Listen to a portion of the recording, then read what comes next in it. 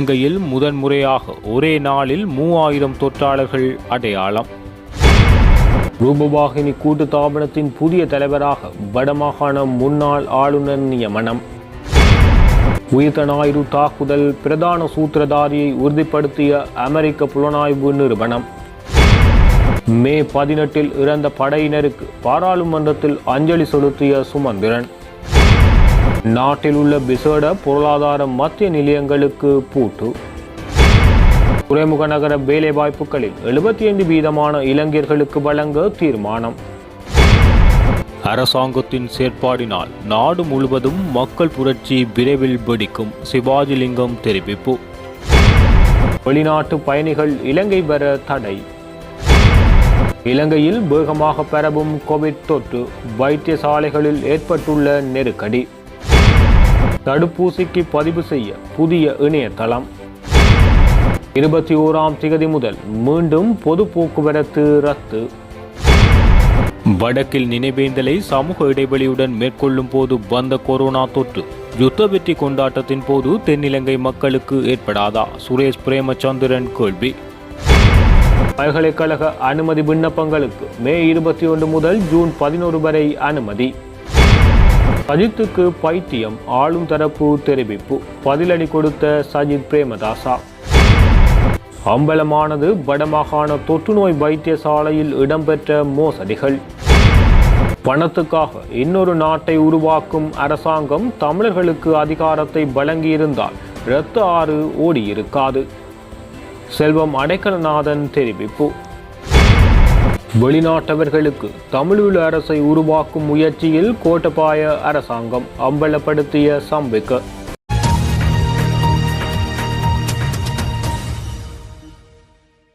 நாட்டில் கொரோனா தொற்றின் காரணமாக ஒரே நாளில் 3000 பேருக்கு மேல் அடையாளம் காணப்பட்டுள்ளனர் என அறிவிக்கப்பட்டுள்ளது.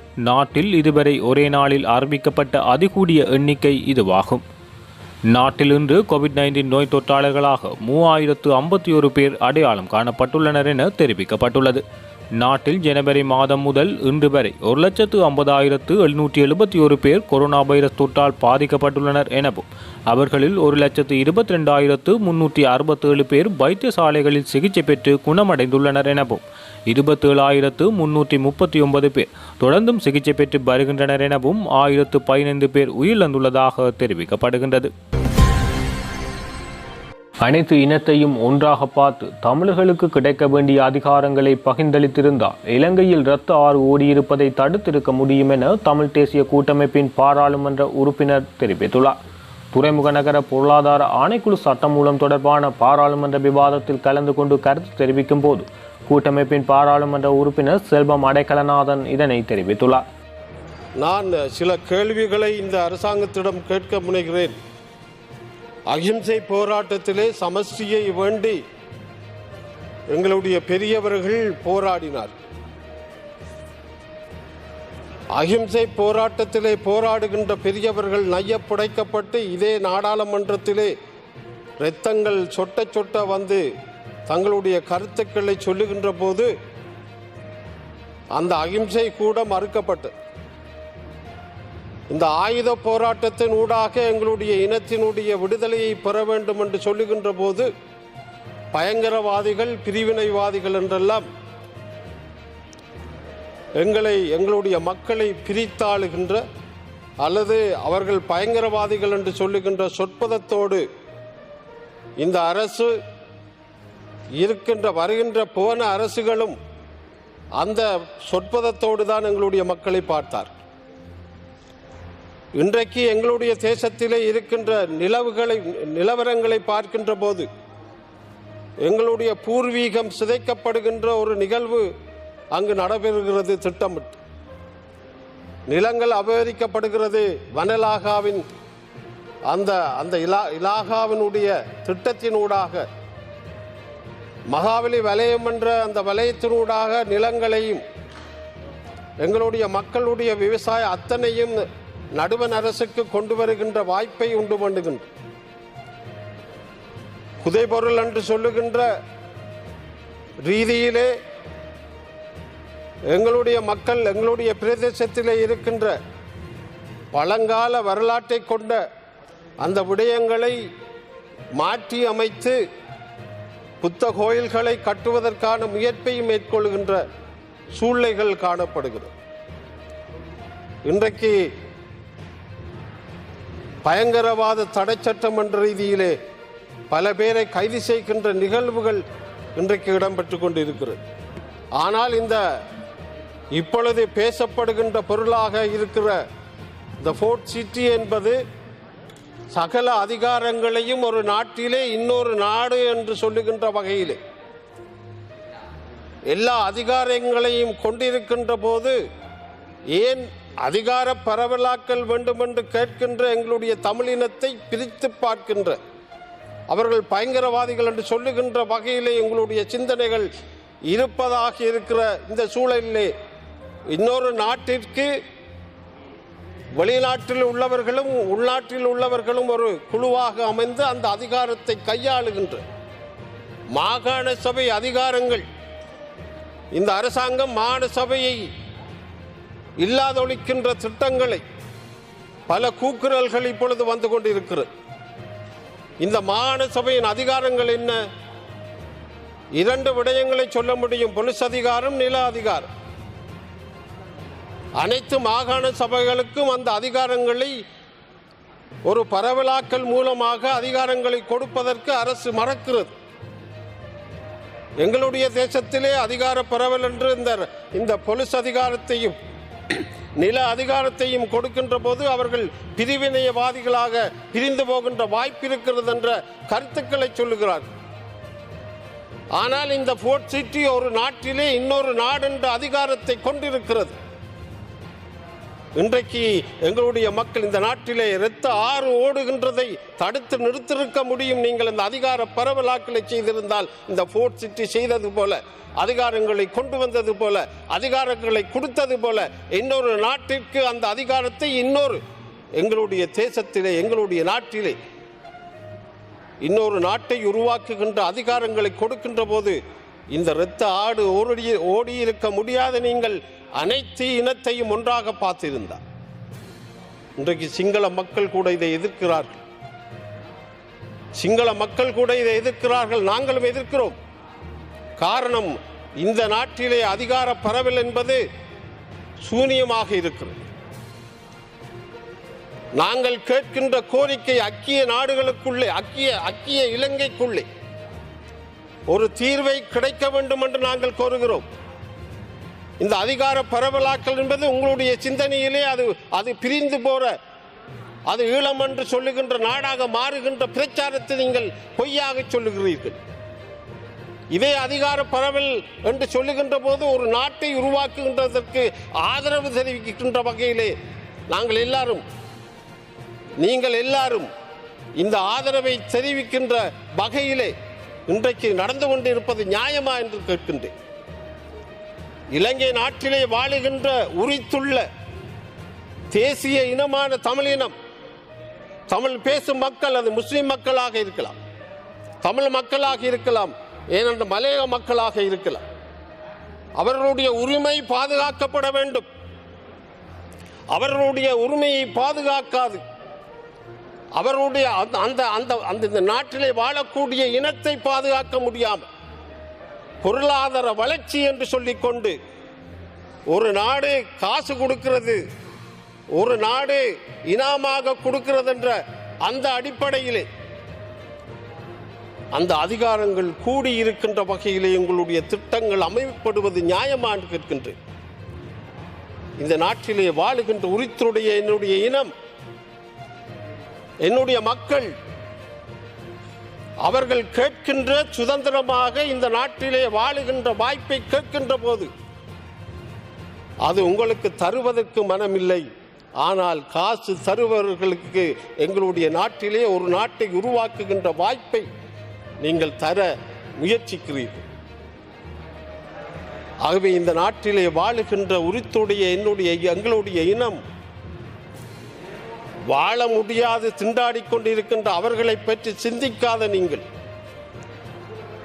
இந்த ஃபோர்ட் சிட்டி என்று சொல்லுகின்ற அந்த திட்டத்திற்கு முழுமையான ஆதரவை கொடுத்து Your, இந்த நாட்டிலே பணத்தை your time is over.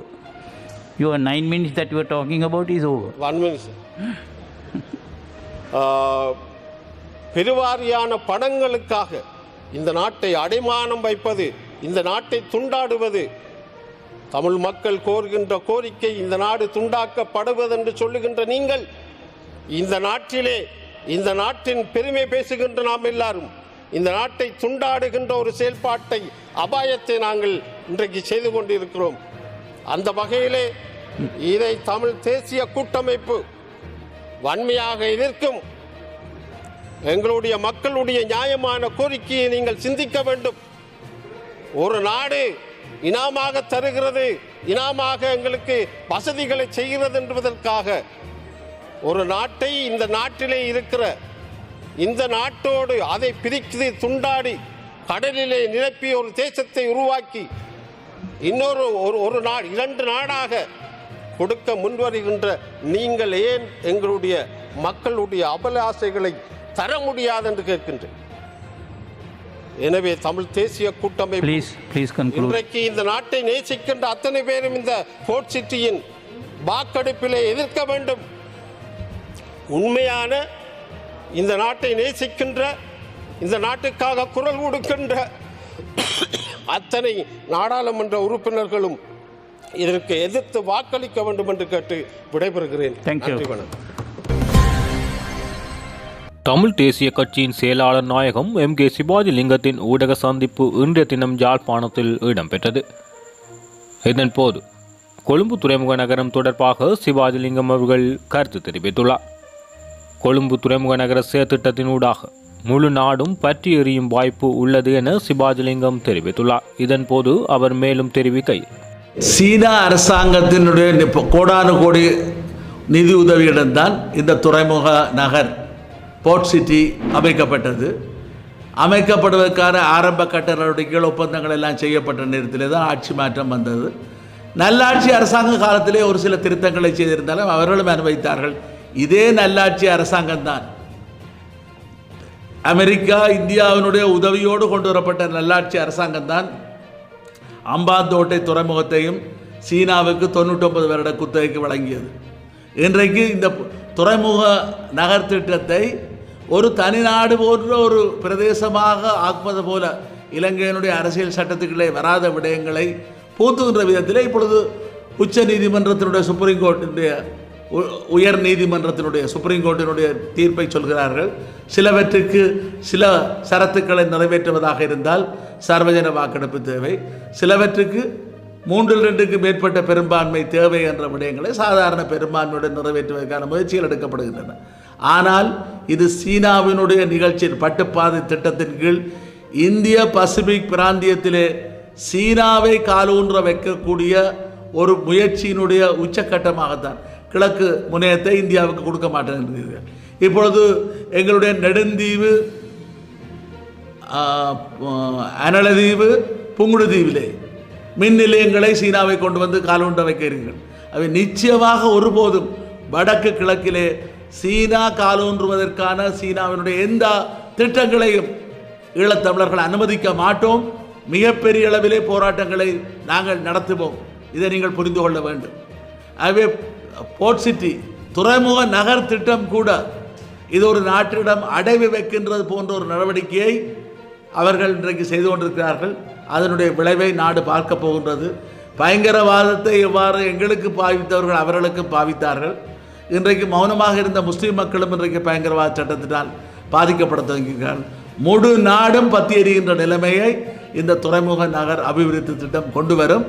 இவர்கள் ஒரு அடிமை சீட்டு எழுதி கொடுத்து இந்த நாட்டை விற்பதற்கான ஏறக்குறைய பேரளவிலே விற்றுவிட்டார்கள். நடைமுறையிலே அவர்களிடம் ஒப்படைக்கின்ற காலம் இந்த துறைமுக நகர அபிவிருத்தி திட்டம் மூலம் வரும் என்பதுதான் எங்களுடைய உறுதியான கருத்து. 2020-2021 கல்வியாண்டுக்கான பல்கலைக்கழக அனுமதிக்கான விண்ணப்பங்கள் எதிர்வரும் மே 21 முதல் ஜூன் 11 வரையான காலப்பகுதியில் ஏற்றுக்கொள்ளப்படும் என பல்கலைக்கழக மானியங்கள் ஆணைக்குழுவின் தலைவர் பேராசிரியர் சம்பத் அமரதுங்க தெரிவித்துள்ளார். இம்முறை பல்கலைக்கழகங்களுக்கு 194,297 பேர் மாணவர்கள் தகுதி பெற்றுள்ளதாக பரீட்சைகள் திணைக்களம் அறிவித்திருந்தமை குறிப்பிடத்தக்கது.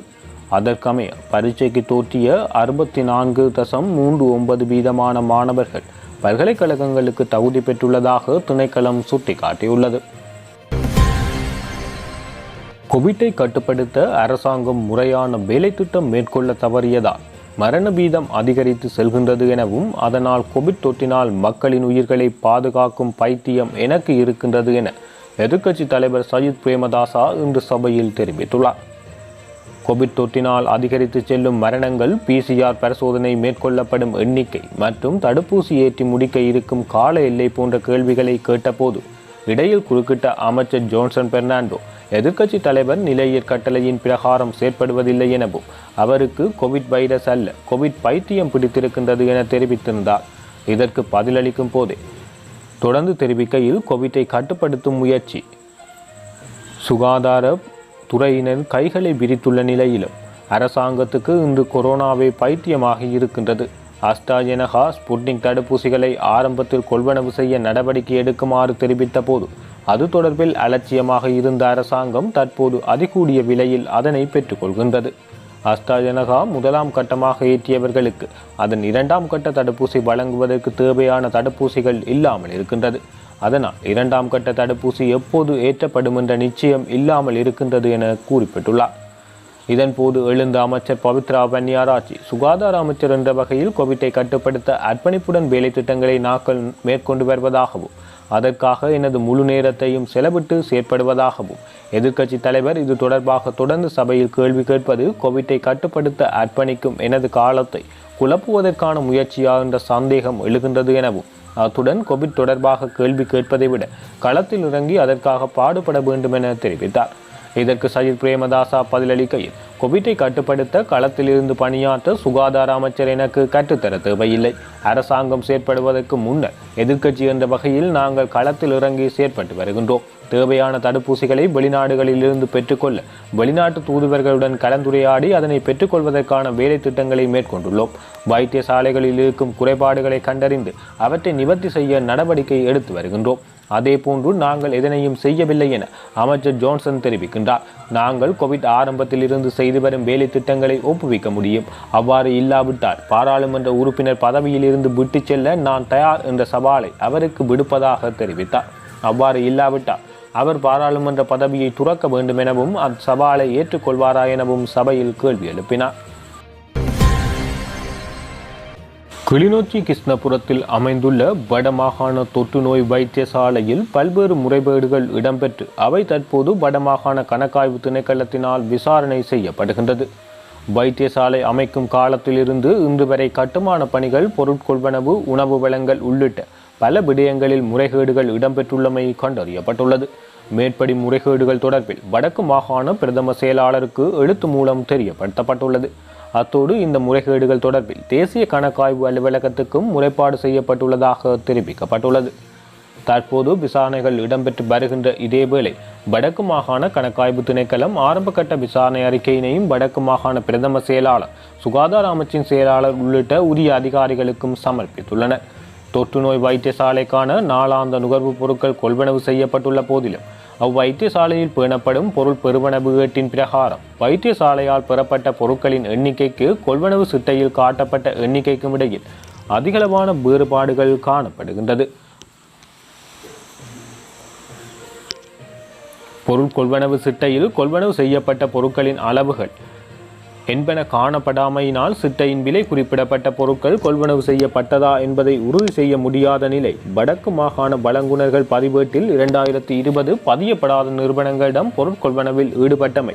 இவ்வாறு பதிவு செய்யப்படாத ஒரு நிறுவனத்திலிருந்து மட்டுமே 2.6 கோடி ரூபாவுக்கும் அதிகமான பொருட்களை 11 தடவைகளில் கொள்வனவு செய்தமை, வழங்கப்பட்ட பொருளின் மேல் குறிக்கப்பட்ட விலைக்கும் பொருட்கொள்வனவு சிட்டையில் அப்பொருளுக்கு இடப்பட்டுள்ள விலைக்கும் இடையிலான வேறுபாடுகள் மற்றும் இவ்வகையில் பல லட்சக்கணக்கில் மேலதிக பணம் செலுத்தப்பட்டுள்ளமை. மேலும் பொருட்கொள்வனவு ஒன்றுக்காக கிளிநொச்சி பிராந்திய சுகாதார பணிமனையினால் கேள்வி ஆவணங்கள் வழங்கப்பட்ட 5 நிறுவனங்களில் 3 நிறுவனங்களிடமிருந்து மட்டும் விலை மனுக்கள் பெறப்பட்டுள்ளமை.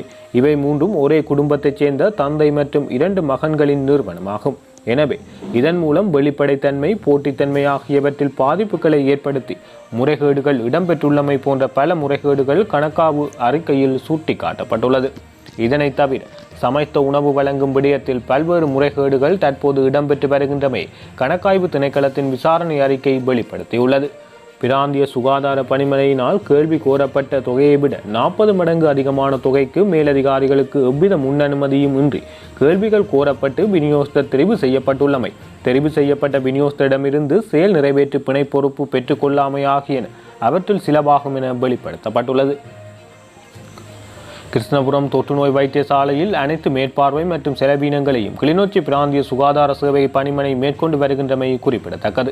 எனவே கணக்காய்வு அவதானங்களின்படி கொரோனாவின் பெயரால் அரச பெறுகை நடைமுறைகள் மற்றும் வடமாகாண நிதியுதவிகளை மீறியும் அதிகாரத்தை துஷ்பிரயோகம் செய்தும் கிளிநொச்சி பிராந்திய சுகாதார சேவைகள் பணிமனையில் கோடிக்கணக்கான அரச பணம் முறைகேடாக பயன்படுத்தப்பட்டிருக்கலாம் என்ற சந்தேகம் வெளியிடப்பட்டுள்ளது.